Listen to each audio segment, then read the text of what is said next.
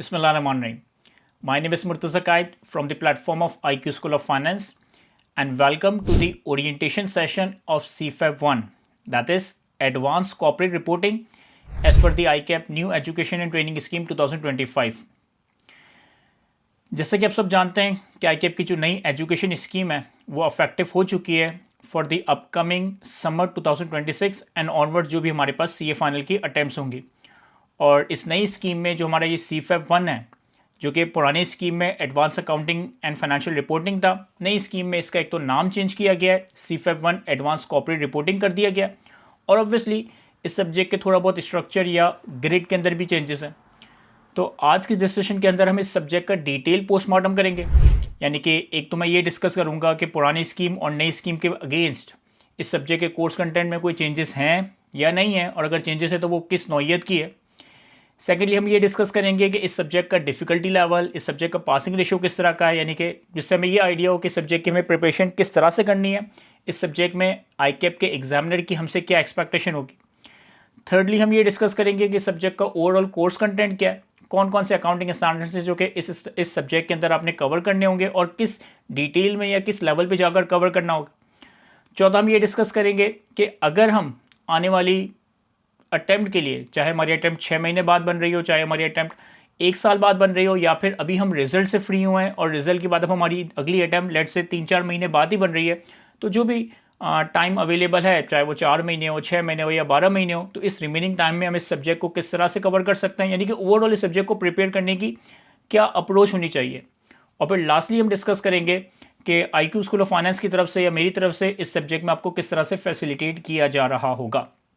देखिए, सबसे पहले अगर मैं अपने इंट्रोडक्शन में बताना चाहूँ तो मेरे इंट्रोडक्शन में बताने के लिए बहुत कुछ है, लेकिन वो बहुत सारी बातें हो सकता है कि आपके लिए रेलेवेंट ना हो, तो मैं सिर्फ टू दी पॉइंट बात करूँगा। CFAB 1, जिसका अब नाम है एडवांस कॉर्पोरेट रिपोर्टिंग, इस सब्जेक्ट को तकरीबन मैं पिछले 9 से 10 साल से पढ़ा रहा हूँ, और इन पिछले 9-10 सालों में आई बिलीव के थाउजेंड्स ऑफ स्टूडेंट्स हैं जिन्होंने ये सब्जेक्ट मुझसे पढ़कर अल्हम्दुलिल्लाह पास किया। मतलब मैंने तो सिर्फ रास्ता दिखाया, असल मेहनत जो है वो स्टूडेंट की थी, लेकिन उस रास्ते पर चलकर इस सब्जेक्ट को पास किया। और पास में बहुत सारे स्टूडेंट ने, मेरे बहुत सारे CFAB 1 के स्टूडेंट ने इस सब्जेक्ट के अंदर गोल्ड मेडल वगैरह सिक्योर किया। दिस इज़ इनफ कि CFAB 1 की हद तक ये मेरा इंट्रोडक्शन है। अच्छा जी, अब आते हैं हम इस सब्जेक्ट के बारे में डिस्कस करते हैं। तो किसी भी सब्जेक्ट की अगर लेट्स से कि मुझे डिफ़िकल्टी लेवल का अंदाज़ा लगाना है, उस सब्जेक्ट की ICAP की एक्सपेक्टेशन का अंदाज़ा लगाना है, तो आई बिलीव कि सबसे अच्छा तरीका है कि आप उस सब्जेक्ट के पासिंग परसेंटेजेस को देखें। तो हमारे सामने स्क्रीन के ऊपर CFAB 1 की पिछली 10 अटैम्प्ट का पासिंग परसेंटेज नज़र आ रहा है। और अगर आप पिछली 10 अटैम्प्ट में CFAB 1 का पासिंग परसेंटेज देखेंगे तो किसी अटैम्प्ट में 30%, किसी अटैम्प्ट में 33%, किसी अटैम्प्ट में 35%, ऑन एन एवरेज पिछली 10 अटैम्प्ट का जो पासिंग परसेंटेज है वो तकरीबन 30% के आसपास है। और CA फाइनल लेवल पे CA फाइनल की किसी सब्जेक्ट का इस तरह का पासिंग परसेंटेज होना एक अच्छा पासिंग परसेंटेज माना जाता है। जनरली फाइनल के सब्जेक्ट्स के इतने अच्छे पासिंग परसेंटेजेस नहीं होते। दूसरा ये कि CFAB 1 के पासिंग परसेंटेजेस का अगर आप देखें ना, तो यहाँ पर आपको एक कंसिस्टेंसी मेंटेन होती हुई नजर आएगी। देखिए, एक तो एवरेज पिछले 10 सालों का एवरेज पासिंग परसेंटेज 30% है, लेकिन ऐसा नहीं है कि किसी अटैम्प्ट में 12% है, किसी अटैम्प्ट में 40% है, किसी अटैम्प्ट में 17% है, किसी अटैम्प्ट में 42% है और एवरेज हमारे पास 30% निकल कर आया। नहीं, अगर आप पिछली 10 अटैम्प्ट के पासिंग परसेंटेजेस को एनालाइज करेंगे तो किसी अटैम्प्ट में 33, किसी अटैम्प्ट में 35, किसी अटैम्प्ट में 30, किसी अटैम्प्ट में 36, यानी कि कंसिस्टेंट पासिंग परसेंटेज CFAB 1 का ये सब्जेक्ट मेंटेन कर रहा है। And this is a good news, क्योंकि ये एक इंडिकेशन है कि इस सब्जेक्ट के पेपर में एक कंसिस्टेंसी मेंटेन की गई है। CFAB के बाकी सब्जेक्ट्स के कंपैरिजन में अगर मैं कहूँ तो मेरा ख्याल है कि CFAB 1 का ही सब्जेक्ट जो है ना सबसे कंसिस्टेंट पेपर है, यानी कि इसका पेपर ऐसा नहीं होता कि किसी अटैम्प्ट में बहुत आसान पूछ ले या किसी अटैम्प्ट में बहुत ज़्यादा मुश्किल पूछ ले। जनरली यहाँ पर एग्जामिनर एक कंसिस्टेंट डिफिकल्टी लेवल मेंटेन करता है, which is a good thing कि आप एग्जाम से पहले ये मेक श्योर कर लेते हो कि यार ICAP का एग्जामिनर मुझसे क्या एक्सपेक्ट कर रहा है और मुझे किस लेवल की सब्जेक्ट की प्रिपरेशन करके जानी है। अब हम बात करते हैं सब्जेक्ट के कोर्स कंटेंट के हवाले से। देखिए, अकाउंटिंग स्टैंडर्ड्स इस सब्जेक्ट के अंदर टेस्ट किए जाते हैं। अच्छा, कोर्स कंटेंट से पहले अगर मैं सब्जेक्ट की इंपॉर्टेंस की बात करूं तो देखिए, जिस क्वालिफिकेशन में आप हो, दैट इज चार्टर्ड अकाउंटेंसी, इसके नाम में ही अकाउंटेंट का लफ्ज़ आ रहा है। और ये चीज़ तो अब तक आपको अंदाज़ा हो चुका होगा कि पूरी आपकी CA जर्नी में जो कि अब तक आपने तय की और जो आप आने वाले वक्तों में तय करोगे, इस पूरी CA जर्नी में जो भी आप 18-20 टोटल पेपर्स कवर करते हो, उसमें सबसे ज़्यादा फाइनेंशियल रिपोर्टिंग का ही पेपर है जो कि सबसे ज़्यादा दफ़ा आप अटैम्प्ट करते हो। आपने पीआरसी लेवल पे भी इंट्रोडक्शन टू अकाउंटिंग पढ़ा था, आपने कैफ के ग्रुप ए ग्रुप बी में भी फाइनेंशियल रिपोर्टिंग के सब्जेक्ट्स पढ़े, और अब आप सीए फाइनल पे एडवांस कॉर्पोरेट रिपोर्टिंग का सब्जेक्ट पढ़ रहे हो। और एक अच्छा अकाउंटेंट, एक अच्छा चार्टर्ड अकाउंटेंट बनने के लिए ऑब्वियसली फाइनेंशियल रिपोर्टिंग और फाइनेंशियल अकाउंटिंग की जो स्किल्स है उनके ऊपर महारत रखना, उनके ऊपर एक्सपर्टीज, उनके ऊपर आपकी ग्रिप वैसे ही बहुत स्ट्रांग होनी चाहिए। तो ये तो एक सब्जेक्ट की इंपॉर्टेंस के हवाले से बात हो गई। अच्छा, अब अगर मैं इस सब्जेक्ट के कोर्स कंटेंट के हवाले से डिस्कस करूं तो पुरानी स्कीम में इस सब्जेक्ट की एक ग्रिड डिफाइंड थी, 4 ग्रिड्स के अंदर ये सब्जेक्ट टूटा हुआ था।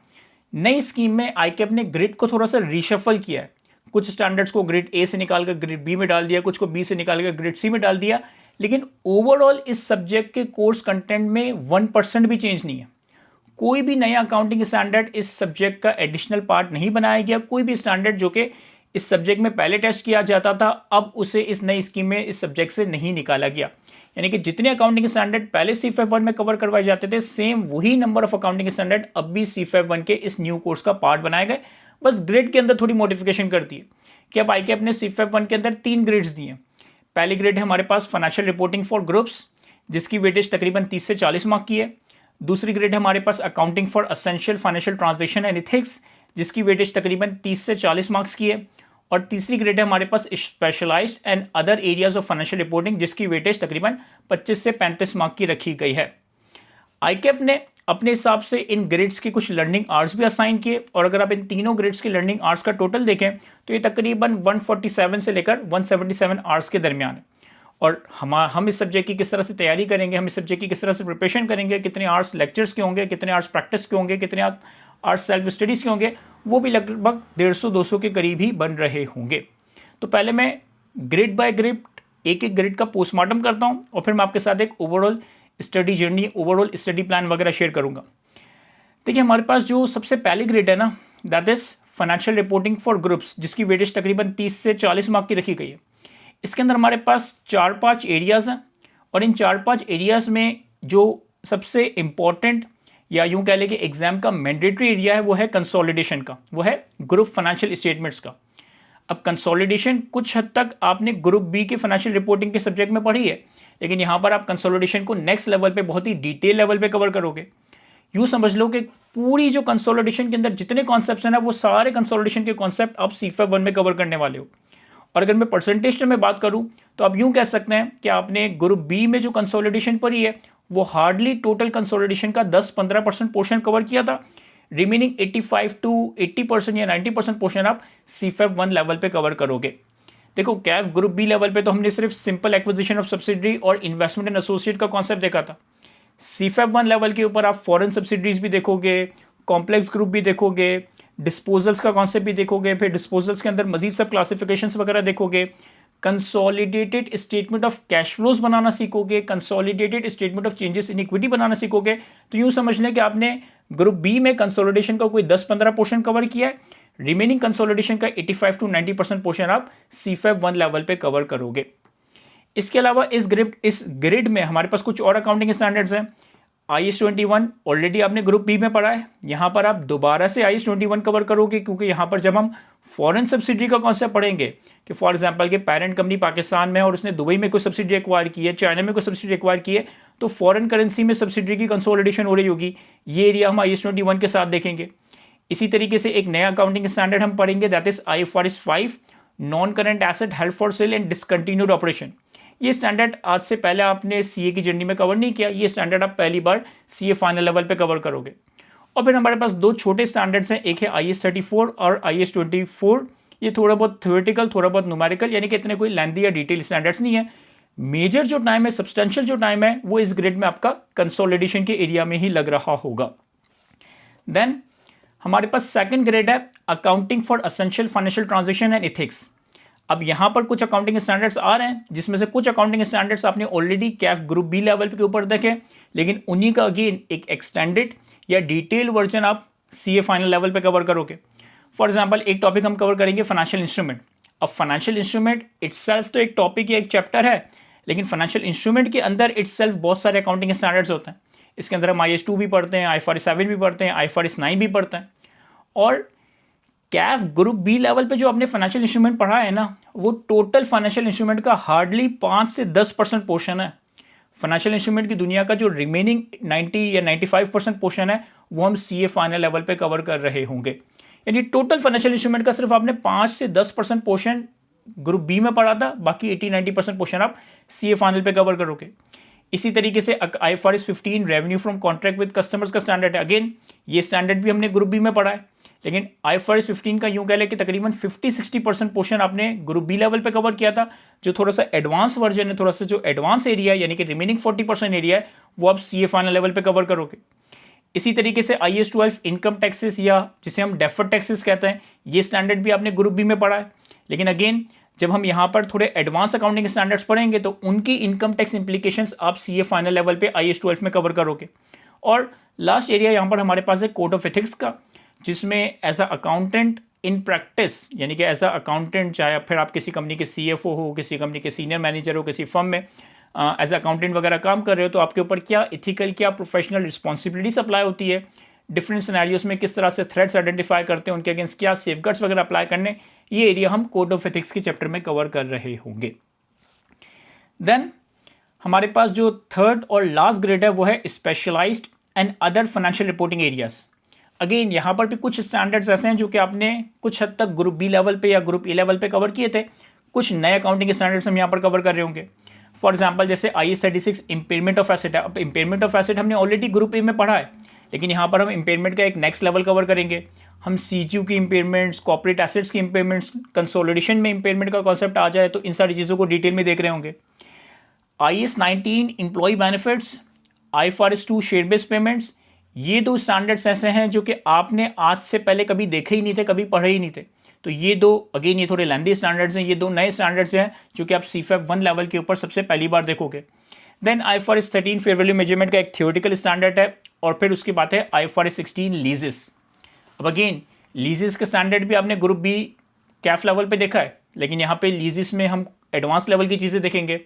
सेल एंड लीज बैक का कॉन्सेप्ट देख रहे होंगे, सब लीज का कॉन्सेप्ट देख रहे होंगे, तो ये सारी कुछ एडिशनल चीज़ें हैं जो कि CFAP 1 में कवर करवाई जाएगी।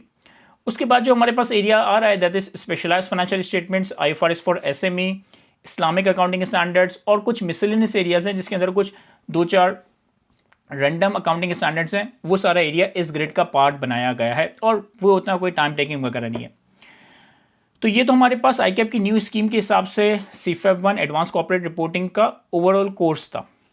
अब इस सब्जेक्ट के कोर्स कंटेंट को देखते हुए, यानी कि इस सब्जेक्ट में जितना कोर्स कंटेंट, जितने स्टैंडर्ड्स, जितने चैप्टर्स आ रहे हैं, उनकी किस लेवल तक मुझे प्रिपरेशन करनी है, कितना डिटेल में उन स्टैंडर्ड्स को कवर और प्रैक्टिस करना है, उस हिसाब से अगर हम इस सब्जेक्ट की प्रिपरेशन का एक टाइमलाइन डिसाइड करें।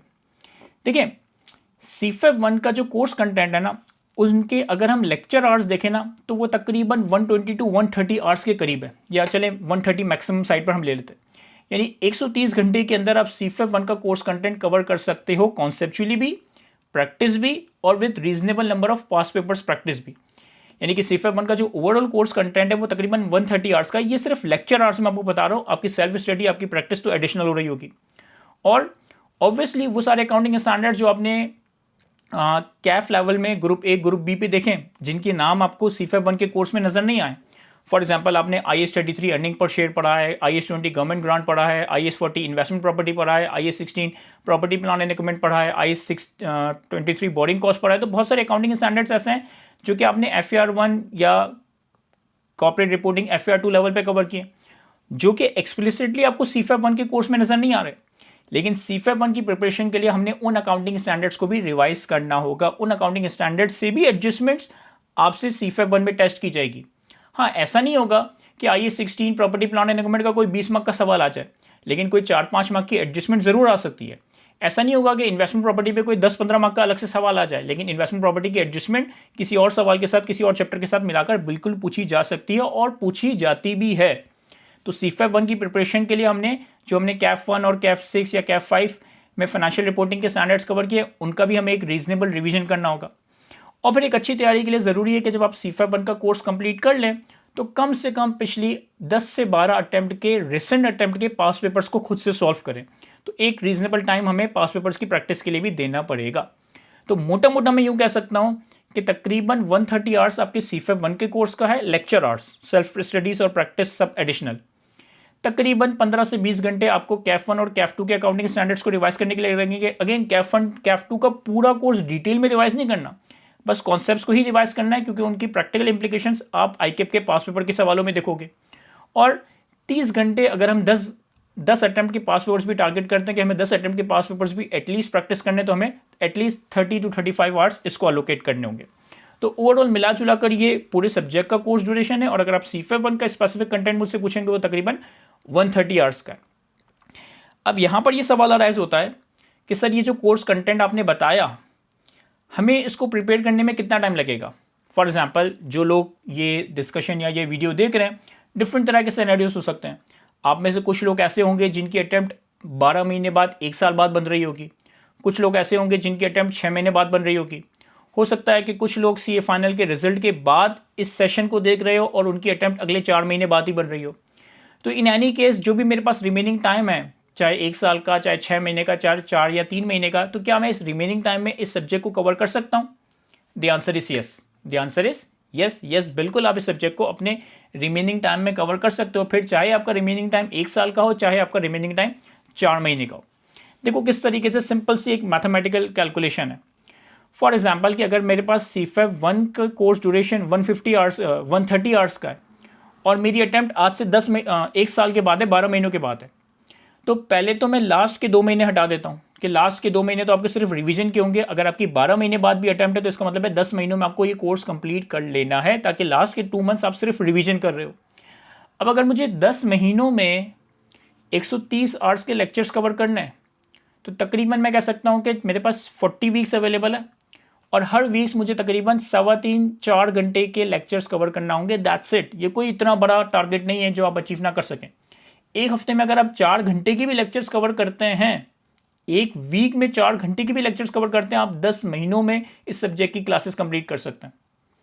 अगर आप 6 महीने बाद अपनी अटेम्प्ट दे रहे हैं तो 6 महीने में से भी मैं ये कहूँगा कि 1 महीना रिवीजन के लिए हटा दे। आप यूँ समझे कि आपके पास 5 महीने हैं CFAP 1 को तैयार करने के लिए। तो 5 महीनों का मतलब है कि तकरीबन 20 हफ्ते हैं इस CFAP 1 को तैयार करने के लिए। तो अगर मुझे 130 आवर्स 20 हफ्तों में कवर करने, तो मुझे एक हफ्ते में 6.5-7 घंटे के लेक्चर्स कवर करने होंगे। अगेन 6.5-7 घंटे के लेक्चर्स कवर करने का मतलब है कि डेली 1 घंटे का लेक्चर, जो कि आई गेस ह्यूमनली पॉसिबल है।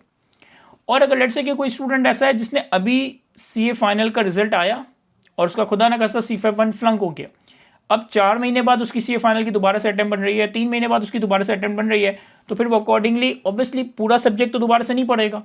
कुछ स्टैंडर्ड्स उसने अच्छे से पहले ही पढ़ लिए होंगे, कुछ स्टैंडर्ड्स में वो वीक होगा, या कुछ स्टैंडर्ड्स ऐसे होंगे जो उसने कभी देखे ही नहीं होंगे। हाँ, ऐसा भी हो सकता है कि 4 महीने बाद या 3 महीने बाद आपका पेपर हो और आपने कोई CFAP 1 का कंटेंट देखा ही नहीं है, तो फिर आपको प्लानिंग यूँ करना होगी कि भाई मुझे 130 आवर्स कवर करने लेट से 3 महीनों में। 3 महीनों का मतलब है 12 हफ्ते।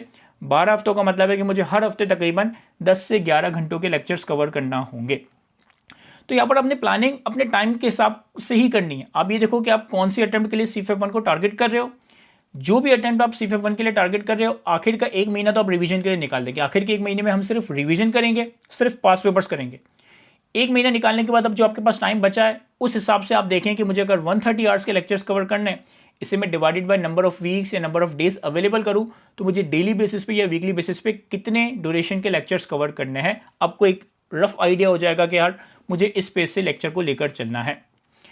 अब यहाँ पर ये सवाल क्रिएट होता है कि ठीक है, हमने ये तो देख लिया कि हमें डेली इतना पढ़ना है, वीकली इतना पढ़ना है, मंथली इतना कवर करना है और आने वाले वक्तों में CFAP 1 के लिए तैयार करना है, लेकिन हमारी अप्रोच क्या होनी चाहिए? हमें किस सीक्वेंस में लेक्चर्स को कवर करना चाहिए, किस सीक्वेंस में हमने चैप्टर्स को कवर करना चाहिए। देखिए, अकाउंटिंग का जो ये सब्जेक्ट है, ऑब्वियसली मैं और मेरे साथ बहुत सारे कुलीग टीचर इस सब्जेक्ट को ऑफर कर रहे होते हैं।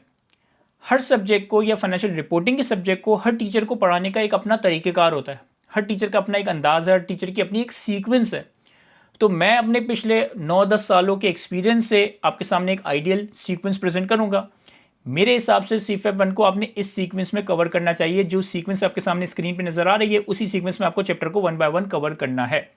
लेकिन अगेन, ये कोई ओनली सीक्वेंस नहीं है कि जिसको आप फॉलो करेंगे। या इवन मैं यूं कह सकता हूं कि CFAP 1 के जितने भी कोर्स कंटेंट है, आप उसे जिस भी सीक्वेंस में कवर करो, मोर और लेस इससे कोई इतना ज़्यादा फर्क नहीं पड़ेगा। लेकिन 3 अकाउंटिंग स्टैंडर्ड्स ऐसे हैं जो कि मैं रिकमेंड करूंगा कि आपको लास्ट में कवर करने चाहिए। देखें बाकी सारे चैप्टर्स आप किस सीक्वेंस में कवर करते हैं इससे कोई इतना ज़्यादा फर्क नहीं पड़ेगा। हाँ, मेरी जो प्रिफर्ड सीक्वेंस है वो तो मैं आपके साथ शेयर करूंगा ही, लेकिन 3 चैप्टर्स मैं आपको हार्डली रिकमेंड करूंगा कि आपने ये 3 चैप्टर्स सबसे लास्ट में ही कवर करने हैं। 1 is consolidation, 2 is IAS 12 income taxes that is deferred taxes, and the third one is IAS 8 जो अकाउंटिंग पॉलिसीज, अकाउंटिंग एस्टिमेट्स और करेक्शन ऑफ अकाउंटिंग एरर वाले स्टैंडर्ड है। इन 3 स्टैंडर्ड्स को मैं रिकमेंड करूंगा कि जब आप अपने कोर्स का तकरीबन 70-80% पोर्शन कवर कर लें या 60-70% पोर्शन कवर कर लें, फिर उसके बाद इन 3 स्टैंडर्ड्स को कवर कीजिएगा। रीज़न बीन कि जब आप इन 3 स्टैंडर्ड्स को उठाओगे और उनके ICAP के पास पेपर्स देखोगे तो इन टॉपिक्स के पास पेपर्स में आपको दूसरे स्टैंडर्ड्स की भी एडजस्टमेंट नजर आ रही होगी। लाइक कंसोलिडेशन के सवाल में फाइनेंशियल इंस्ट्रूमेंट की भी एडजस्टमेंट होगी, IAS 19 की भी एडजस्टमेंट होगी, IFRS 15 की भी एडजस्टमेंट होगी। IAS 12 के सवाल में 2-3 अलग अलग अकाउंटिंग स्टैंडर्ड्स की एडजस्टमेंट होगी। तो अगर आपने बाकी स्टैंडर्ड्स कवर ही नहीं किए और इन 3 चैप्टर्स को ही सबसे पहले कवर कर लिया तो आपको मज़ा नहीं आएगा पास पेपर को सॉल्व करते वक्त, क्योंकि आप ज़्यादातर एडजस्टमेंट्स को स्किप कर रहे होंगे क्योंकि आपने दूसरे स्टैंडर्ड्स पढ़े ही नहीं है। तो मेरी ये रिकमेंडेशन है कि आप सीक्वेंस कोई भी फॉलो करो, मेरी एक प्रीफर्ड सीक्वेंस तो है, लेकिन इसके अलावा आप सीक्वेंस कोई भी फॉलो करो। इन 3 चैप्टर्स को आप लास्ट में कवर करेंगे, कंसोलिडेशन, IAS 12 और IAS 8। और लास्ट का मतलब ये नहीं कि बिल्कुल लास्ट में, हाँ आपने रीजनेबल तकरीबन कोर्स का 60-70% कवर कर लिया, अब आप इन 3 स्टैंडर्ड्स को, इन 3 चैप्टर्स को कवर कर रहे होंगे। देन हम बात करते हैं कि अगर आप खुद को IQ स्कूल ऑफ फाइनेंस से इस सब्जेक्ट के लिए इनरोल करवाते तो IQ स्कूल ऑफ फाइनेंस आपको इस सब्जेक्ट में किस तरह से फैसिलिटेट कर रहा होगा। देखिए जैसे कि आप सब जानते हैं कि CA फाइनल में या इवन ओवरऑल CA में हमारा जो है ना स्मार्ट क्लासेस का मैकेनिज्म है। स्मार्ट क्लासेस में हर लेक्चर को, हर कॉन्सेप्ट को, हर प्रैक्टिस क्वेश्चन को हमने एक प्रॉपर प्रोफेशनल इन्वायरमेंट में रिकॉर्ड किया है और रिकॉर्ड करने के बाद उसको प्रॉपर एनिमेटेड फॉर्म में आपके सामने प्रेजेंट किया है।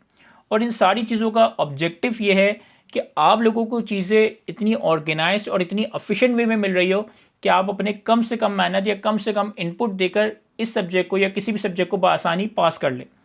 तो CFA 1 में भी जितना भी कोर्स कंटेंट है वो आपके पोर्टल पे लेक्चर्स की फॉर्म में आ रहा है, और फिर लेक्चर्स को भी मैंने इस तरह से बाइफरकेट किया है कि पर कॉन्सेप्ट पर लेक्चर, हर चैप्टर के अंदर आपके पास हर कॉन्सेप्ट का अलग लेक्चर आ रहा होगा, हर प्रैक्टिस क्वेश्चन का अलग लेक्चर आ रहा होगा, हर पास पेपर के क्वेश्चन का अलग लेक्चर आ रहा होगा। इससे होगा ये कि आपको एक पढ़ने में भी ऑर्गेनाइजेशन फील होगी, और जब आप अपनी तैयारी कंप्लीट कर लेंगे और जब रिवीजन स्टेज पर आएंगे और आपको कोई टॉपिक रिवाइज करना है तो फिर आपको 1-1, 2-2 घंटों के लेक्चर्स के अंदर अपना वो पर्टिकुलर टॉपिक ढूंढना नहीं पड़ेगा, अपना वो पर्टिकुलर क्वेश्चन ढूंढना नहीं पड़ेगा, बल्कि सारी चीज़ें आपके सामने पोर्टल पे विद प्रॉपर नेम आ रही होगी। तो अगर मैं पूरा चैप्टर कवर करने के बाद किसी स्पेसिफिक टॉपिक या किसी स्पेसिफिक सवाल को रिवाइज करना चाहता हूं तो मुझे बहुत सारे लेक्चर्स के अंदर अपना सर नहीं मारना पड़ेगा, मुझे हर कॉन्सेप्ट का, हर सवाल का एक अलग लेक्चर नजर आ रहा होगा, मैं उसे ईजिली ट्रैक कर सकूंगा, ईजिली लोकेट कर सकूंगा। तो आपके पास पूरा जो कोर्स कंटेंट है वो स्मार्ट क्लासेस की फॉर्मेट पे होगा, जहाँ पे लेक्चर्स को मैंने आपको बताया कि हमने प्रॉपर एनिमेट वगैरह करके, ताकि आपकी जर्नी इंटरेस्टिंग हो, अफेक्टिव हो। देन ऑब्वियसली लेक्चर्स के अलावा CFA 1 की मेरी एक बुक है जिससे मैं सारा कुछ आपको कवर करवा रहा हूँ। इस बुक को भी मैंने इसी सीक्वेंस में डिज़ाइन किया है जिस सीक्वेंस में मैंने आपको पोर्टल पे लेक्चर्स अरेंज करके दिए। हर चैप्टर के अंदर आप देखेंगे तो हर चैप्टर के अंदर उनका स्टडी मटेरियल आ रहा होगा, यानी कि जो कॉन्सेप्ट्स, जो थ्योरी हम कवर करेंगे वो PPTs की फॉर्म में, नोट्स की फॉर्म में आ रही होगी। फिर हर चैप्टर में कॉन्सेप्ट्स और PPTs के बाद हमारे पास प्रैक्टिस क्वेश्चंस आ रहे होंगे, और हर चैप्टर में एक्सटेंसिव प्रैक्टिस मटेरियल डाला हुआ है। यानी कि फाइनेंशियल इंस्ट्रूमेंट की बात करोगे तो उसमें तकरीबन 80-90 सवाल है, कंसोलिडेशन की बात करोगे तो उसमें कोई 25-30 सवाल है, IFRS 15 की बात करोगे तो उसमें 50 के करीब कोई सवाल है। तो मेरे पार्ट में पिछले 9-10 साल के एक्सपीरियंस से जितना कंटेंट मैं मैक्सिमम इस किताब के अंदर डाल सकता था, जितना मैक्सिमम कंटेंट आपको प्रैक्टिस के लिए प्रोवाइड कर सकता था, तो हर चैप्टर के साथ मैंने मैक्सिमम प्रैक्टिस क्वेश्चंस आपको प्रोवाइड किए हैं। और फिर इन्हीं सवालों के अंदर या इन्हीं सवालों के बाद आप देखेंगे कि हर चैप्टर के पिछली 12-15 अटेम्प्ट के पास पेपर्स के क्वेश्चंस भी मैंने चैप्टर के साथ ही रखे। हर चैप्टर के पिछली 12-15 अटेम्प्ट के पास पेपर के क्वेश्चंस भी मैंने चैप्टर वाइज ही आपको कवर करवाए हैं। और फिर प्रैक्टिस क्वेश्चंस के बाद आपके पास हर चैप्टर की 1 पेजर 2 पेजर समरी आ रही होगी, जो कि हमें ऑब्वियसली रिवीजन वगैरह में हेल्प कर रही होगी। तो IQ स्कूल ऑफ फाइनेंस की तरफ से एक तो आपको स्मार्ट लेक्चर्स का पोर्टल प्रोवाइड किया जा रहा होगा, दूसरी CFA 1 की एक कॉम्प्रिहेंसिव किताब प्रोवाइड की जा रही होगी। थर्डली, आप लोगों की क्यूरीज को रिजॉल्व करने के लिए आपको एक डेडिकेटेड व्हाट्सएप ग्रुप का पार्ट बनाया जाएगा। इस व्हाट्सएप ग्रुप में जनरल ऑडियंस या जनरल स्टूडेंट्स वगैरह नहीं होंगे, सिर्फ वो स्टूडेंट जो कि सब्जेक्ट के अंदर इनरोल्ड है, सिर्फ वही स्टूडेंट्स इस ग्रुप का पार्ट होंगे। और इस ग्रुप पे मैं और मेरे जो टीम मेंबर्स हैं वो आपकी क्यूरीज को रिजॉल्व कर रहे होंगे। तो CFA 1 में जो भी टॉपिक रिलेटेड या थ्योरी रिलेटेड या किसी स्पेसिफिक सवाल रिलेटेड आपकी क्यूरी अराइज होगी, वो आप इस ग्रुप पे हमसे पूछ रहे होंगे और हम उसको उस ग्रुप पे आंसर कर रहे होंगे। देन एक और इम्पॉर्टेंट चीज़, और ये जो चीज़ मैं आपको बताने लगा हूँ ये सिर्फ रजिस्टर्ड स्टूडेंट के लिए नहीं है, सिर्फ ये सारे C-FAB1 के स्टूडेंट्स के लिए है। ये फैसिलिटी सारे C-FAB1 के स्टूडेंट्स अवेल कर सकते हैं, चाहे वो IQ से C-FAB1 के लिए रजिस्टर्ड हो या ना हो। मेरी एक C-FAB1 की गूगल ड्राइव का लिंक है जिसपे मैंने सारा कंटेंट अगेन बहुत ही ज़्यादा ऑर्गेनाइज मैनर पे अरेंज किया है। अगर आप C-FAB1 की गूगल ड्राइव ओपन करेंगे तो सबसे पहले तो आ रहा है हमारे पास overview of the course. Overview of the course के फोल्डर में C-FAB1 की मेरी बुक की PDF कॉपी आ रही है। अगर आपको हार्ड कॉपी परचेस नहीं करनी और आप सॉफ्ट में या PDF से पढ़ने में कंफर्टेबल है तो आपको C-FAB1 की बुक की सॉफ्ट कॉपी यहाँ पर मिल जाएगी। इस बुक के अंदर अगेन वही सारी थ्योरी, क्वेश्चंस, प्रैक्टिस क्वेश्चंस, पास पेपर के क्वेश्चंस और समरीज वगैरह आ रही है। फिर इसी फोल्डर में आपको एक स्मार्ट स्टडी प्लान शेयर किया गया है जिसमें मैंने अपने हिसाब से, अगर कोई बच्चा 6 महीने या कोई बच्चा 10 महीने में सब्जेक्ट को प्रिपेयर कर रहा है तो उसको किस सीक्वेंस में, किस फ्रीक्वेंसी से या किस पेस से लेक्चर्स को कवर करना है, वो पूरा एक स्मार्ट प्लानर की फॉर्म में बना हुआ आ रहा है। और फिर इस फोल्डर के अलावा हर चैप्टर का एक अलग फोल्डर आ रहा है। IFRS 15 का अलग फोल्डर, IFRS 16 का अलग फोल्डर, IFRS 9 का अलग फोल्डर एंड सो ऑन। अब हर चैप्टर के फोल्डर के अंदर मल्टीपल फाइल आ रही है। एक तो लेक्चर्स को कवर करते वक्त जो हमारी नोटिंग्स हैं, जो मेरी जो हाथ की लिखी हुई नोटिंग्स होंगी, उन सारी नोटिंग्स की PDFs आ रही होंगी। जितने पास पेपर्स वगैरह मैंने सॉल्व किए होंगे उनके एक्सेल के सॉल्यूशंस वगैरह आ रहे होंगे और डिफरेंट थ्योरी के नोट्स वगैरह जो है वो आपको इस ड्राइव में हर चैप्टर के फोल्डर में मिल जाएंगे। फिर इसके अलावा ICAP की तरफ से सब्जेक्ट का जो मटेरियल है, पिछली 15-20 अटेम्प्ट के पास पेपर्स, उनके सॉल्यूशंस, उनके एग्जामिनर कमेंट्स, ये सारी चीज़ें मैंने इस ड्राइव के अंदर बड़ी ऑर्गेनाइज मैनर में आपके लिए अरेंज कर दी है। तो कंक्लूजन ये है कि हम अपने पिछले 8-9 सालों के एक्सपीरियंस से आई जस्ट ट्राइड कि मैं आपको एक वन विंडो सोल्यूशन प्रोवाइड करूँ जहाँ पे आपको लेक्चर्स भी मिल रहे हो, बुक भी मिल रही हो, प्रैक्टिस क्वेश्चन भी मिल रहे हो, पास पेपर्स की कवरेज भी करवाई जा रही हो और सारा स्टडी मटेरियल एक जगह ऑर्गेनाइज मैनर में भी डिलीवर किया जाए, ताकि आप जब पढ़ने बैठो तो आपके लिए बस पढ़ना ही रह जाए, बाकी जगहों पर या बाकी एरियाज में आपको सर ना मारना पड़े। और जब ये हमारा कोर्स कवर होगा तो हम हर चैप्टर के साथ हर चैप्टर के पास पेपर्स तो कवर करेंगे, लेकिन आप पोर्टल पे देखेंगे कि पोर्टल पे मैंने पिछली 12 से 15 अटेम्प्ट के ईयर वाइज पास पेपर्स के सोल्यूशन भी रख दिए।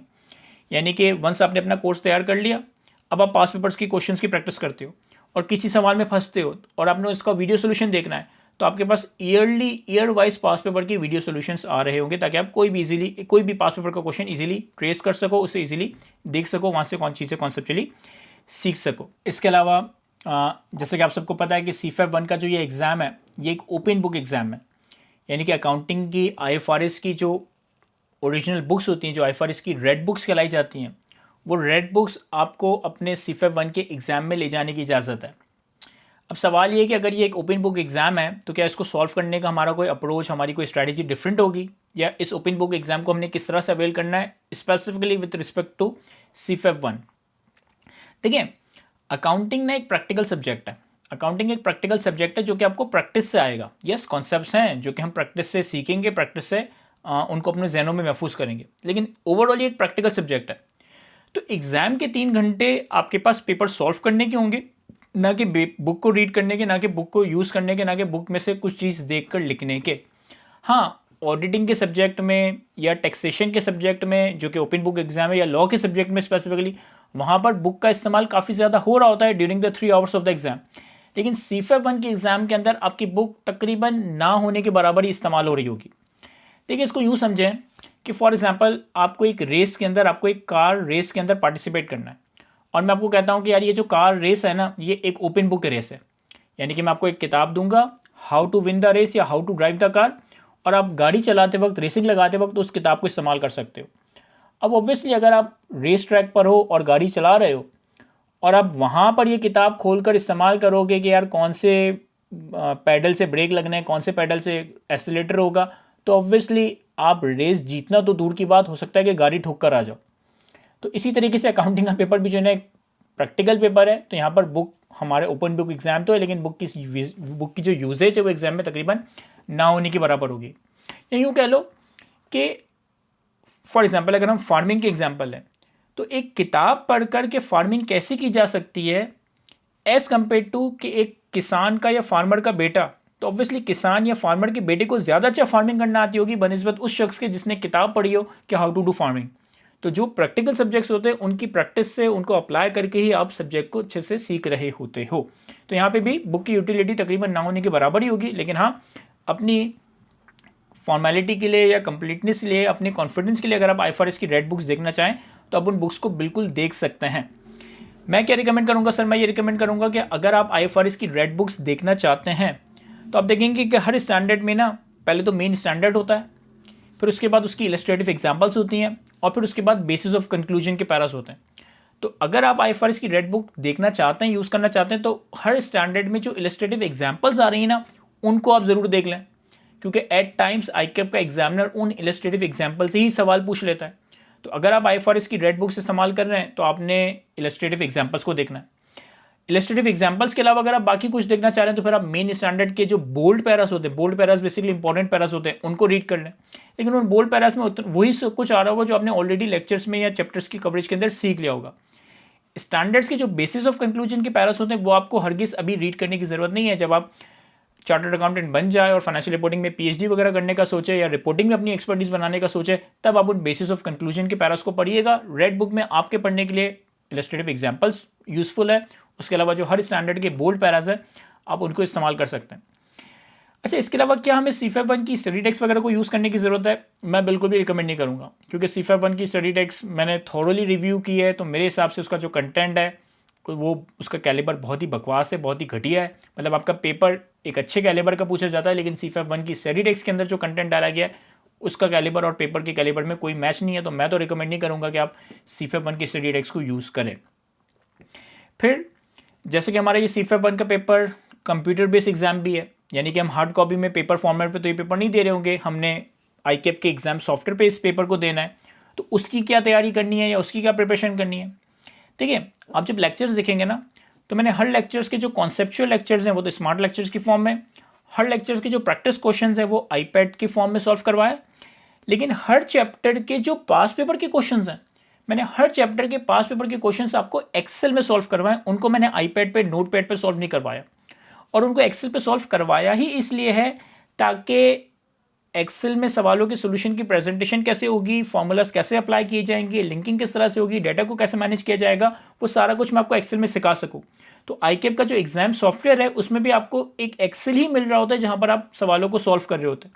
तो जब आप सवालों को एक्सेल में खुद सॉल्व करेंगे, खुद प्रैक्टिस करेंगे और फिर मेरे वीडियो सॉल्यूशंस वगैरह देखेंगे, तो आपको ICAP के सॉफ्टवेयर की एक बहुत ज़्यादा फैमिलियरिटी होगी। और फिर ऑब्वियसली जब हम एग्जाम से करीब तक पहुंच जाएंगे तो हम सॉफ्टवेयर स्पेसिफिक भी आपको कुछ सॉल्यूशंस वगैरह करवा के प्रैक्टिस करवाएंगे, और फिर आपने भी खुद प्रैक्टिस करनी है कि ICAP के सॉफ्टवेयर पे किस तरह से सवालों को सॉल्व किया जाता है, किस तरह से सवालों को प्रेजेंट किया जाता है।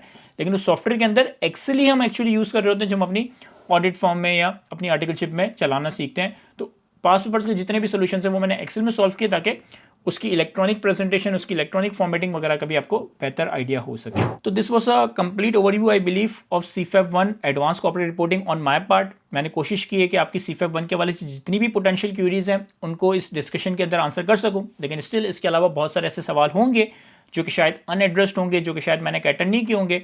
तो उसके लिए जो भी CFAP 1 का पब्लिक ग्रुप है उसे आप ज्वाइन करके मुझसे या मेरे टीम मेंबर से सवाल वगैरह पूछ सकते हो, या मेरा नंबर भी इजीली आपको मिल ही जाएगा कहीं ना कहीं व्हाट्सएप ग्रुप्स वगैरह के थ्रू।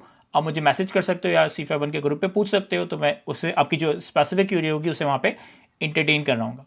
और बाकी जो हमारी topic related, confusion related queries होंगी सब्जेक्ट की, वो हमारी रजिस्टर्ड ग्रुप के ऊपर इंशाल्लाह आंसर हो रही होगी। तो इंशाल्लाह आप लोगों से CFAP 1 के पहले लेक्चर में मुलाकात होती है। Thank you.